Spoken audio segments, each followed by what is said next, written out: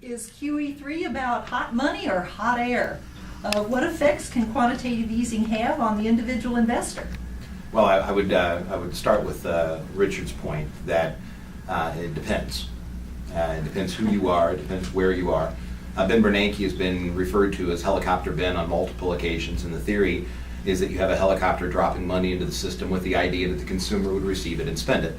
And the reality is, when the helicopter flies over New York, nobody in Wichita, Kansas gets the money.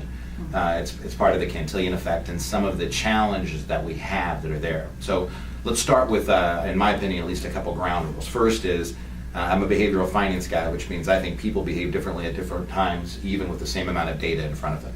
You know, as we're doing this, we're dealing with one of the worst hurricanes that have ever impacted New York and New Jersey. My market's been shut down for a couple days already, may have to be shut down more. So our prayers go out to the folks that are there that are suffering it.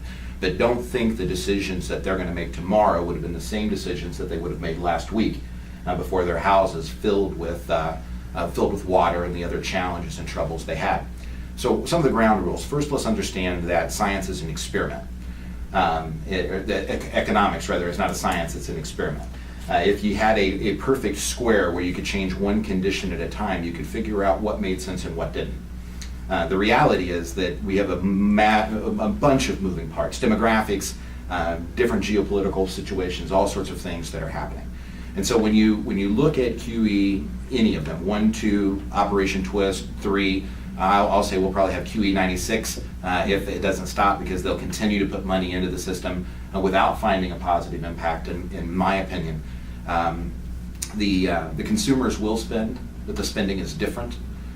When they go through the family formation and they're younger, the spending tends to be in areas that require more complementary spending. When you buy a house, the house does you no good without the couch, the washer and dryer, the towels, the toaster, and all the other things. Today, the baby boom has reached that age where they've got those needs met, and the majority of the money are going to things that don't necessarily encourage complementary spending, with the exception of healthcare. You go to one doc, you're going to see 10. That one still has that impact. It has greatly helped the investor.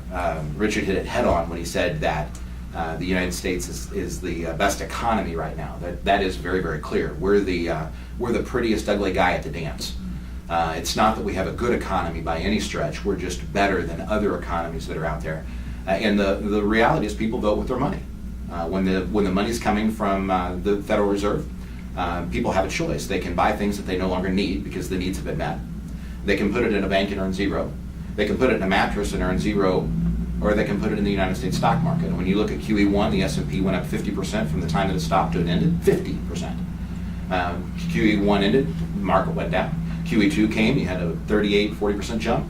QE went down, Operation Twist up, and you've got these channels. And so it's certainly helping the investor. Those of us with assets, this is a beautiful gig. For those of us that are the median income, I'm concerned. Mm-hmm.